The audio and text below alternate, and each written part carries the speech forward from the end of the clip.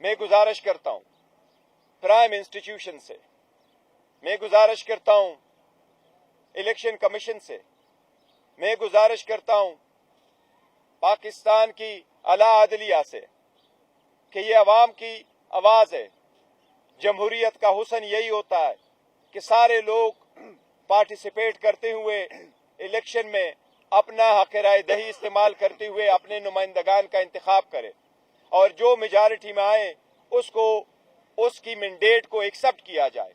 मेरी सबसे दरख्वास्त है कि सारी प्रोसेस से आपने हमें अलग आउट किया था।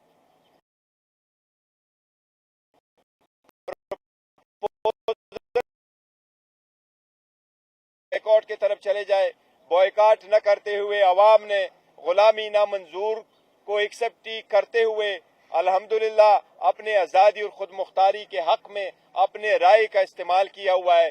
इस वक्त मेरी सबसे दरख्वास्त है अवामी मैंडेट को, इस अवाम की आवाज़ को रिस्पेक्ट करे, इसको हर सूरत एक्सेप्ट करे।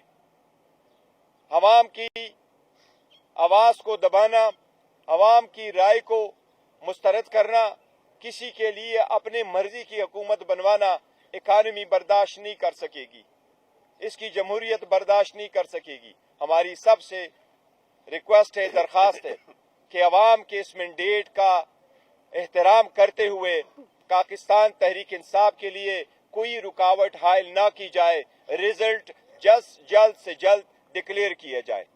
हम ये आईनी कानूनी तकाजा करते, मुतालबा करते कि प्रिजाइडिंग अफसरान के सामने सारी दुनिया की में होके कैमरे के सामने लोग हाथ के आजादाना तरीके से अपना वोट का इस्तेमाल किया। प्रिजाइडिंग अफसरान ने उनको काउंट करके फॉर्म 45 बनाया। कानून के मुताबिक फॉर्म 45 से फाइनल नतीजा अखज़ किया जाना होता है। हमारा इतना मुतालिबा है कि उसके मुताबिक आप नतीजा अखज़ करें। हमारे पास वो रिजल्ट आ चुके।